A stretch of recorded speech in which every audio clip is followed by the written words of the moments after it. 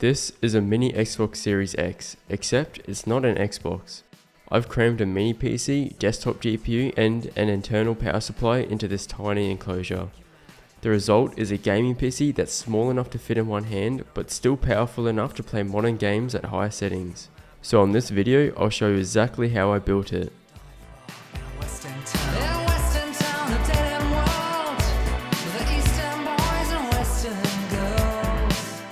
For this to be possible, I'll be using the Minisforum UM790 mini PC. With a width and a length of about 130 by 130mm, this was plenty small. This is just the bare bones model and comes with a Ryzen 9 7940HS.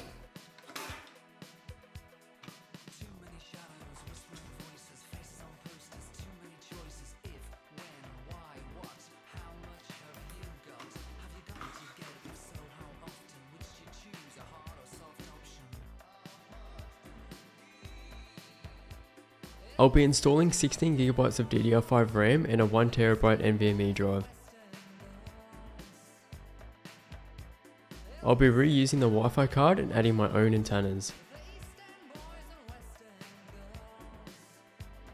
For the GPU, an RTX 5060 low profile should be a perfect match along with a 250W HDPlex power supply. I'm sure a lot of you are scratching your head wondering how all of this is going to work when there's a few obvious hurdles to overcome. The GPU and power supply will be mounted vertically above the mini PC like this. There's no chance of fitting a PCIe port for a graphics card on the motherboard, but luckily this model comes with two NVMe slots, giving me the opportunity to utilize one of them to use an M.2 to Oculent GPU riser.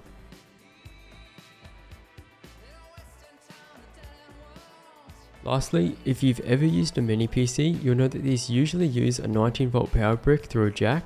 So an easy workaway around this is one of these, a 12V to 19V booster rated for 190W. Although usually more common in the automotive industry, there's no reason this won't work.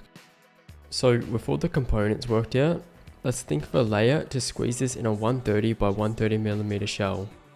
So something like this should work. I decided to actually flip the mini PC upside down, as this will allow the CPU to have its own chamber separate from the rest of the computer. I've also decided to add a 120mm Noctua fan at the top of the case to exhaust any hot air just like the Xbox Series X. With the layout thought out, let's model something in Fusion 360 and then I can get on to 3D printing it. A few hours later and I'm pretty happy with this. The front and sides will be one seamless piece that hold the voltage booster and the mini PC with 10mm standoffs. The top gets mounted with 4 countersunk bolts while clamping down the fan. The bottom piece includes a small intake vent for the CPU cooler and 4 curved legs. Lastly, the rear panel is what will hold the GPU, power supply and rear ports. I've decided to go with this Galaxy Black filament from Prusa, which should look great. All these parts laid flat need quite a large printing surface, so I've opted for my trusty Prusa Core 1L with a build plate of 300 by 300mm. I've been using this printer for a few months now, and one thing I've really appreciated is how reliable it's been.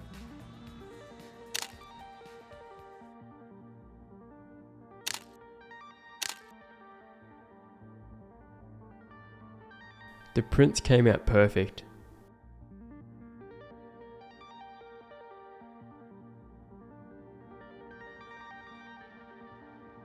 Before I assemble this, I'd like to have a quick segment for the sponsor of this video, PCBWay. If you're like me and love designing and creating cool one-off projects, but don't have the fancy expensive tools to bring them to life, then my friends over at PCBWay will have you covered. I've got some pretty ambitious projects planned later this year that will require CNC machining and custom fabrication, which is where a service like PCBWay becomes incredibly useful.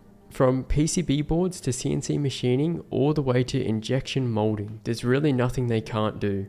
Upload your models and technical drawings, select your preferences and click pay. It'll be delivered to your doorstep in no time. If you'd like to check them out for yourself, I'll leave a link down below. And make sure to redeem code PCBWay-FazeTech-10 for $10 off your next order. I'll start by installing all 13 heat inserts into the panels.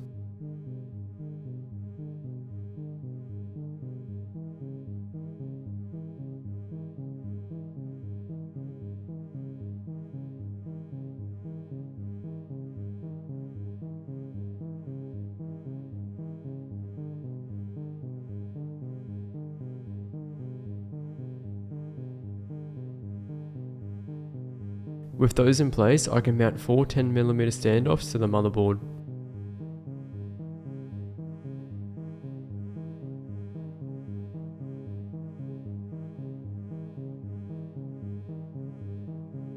Four machine screws then secure both the motherboard and the bottom panel.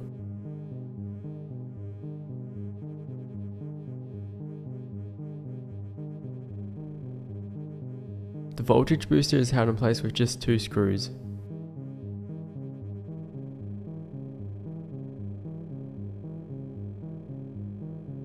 Four machine screws secure the top panel and clamp the fan in place.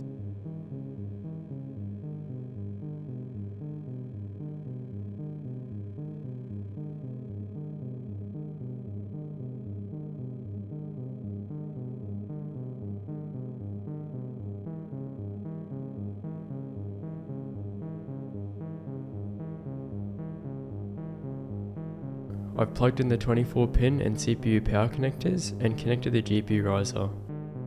The Oculink cable is routed behind the power supply.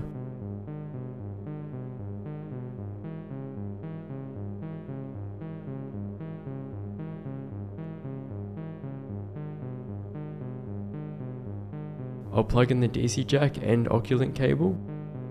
Moving on to the final assembly, I actually later realised that removing the fan makes the process a little easier. At this stage, the only remaining connection is the voltage booster, which can now be plugged in before everything is closed up.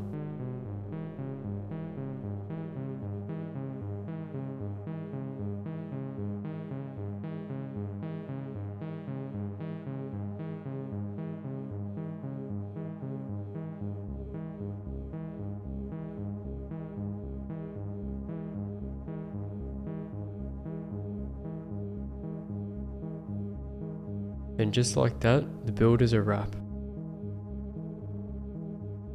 Now, to see how it performs. In Arc Raiders at 1440p max settings, I saw roughly 100 FPS. In Counter-Strike 2, also at 1440p max settings, the frame rate rarely dropped below 200 FPS. I'm pretty happy with those results, especially considering the size of the system. Thermals were also surprisingly good. The CPU sat around 65 degrees, while the GPU hovered closer to 70 degrees. The top exhaust fan and CPU cooler were definitely putting in some work to keep everything under control. In case you were curious, here's how the size compares to an actual Xbox Series X. Like any build, there's always some improvements to be made. There's definitely a little warping at the rear panel that could be solved by a couple extra screws at the back. But overall, I'm super satisfied with the end result. Let me know what you guys think, and as always, thanks for watching.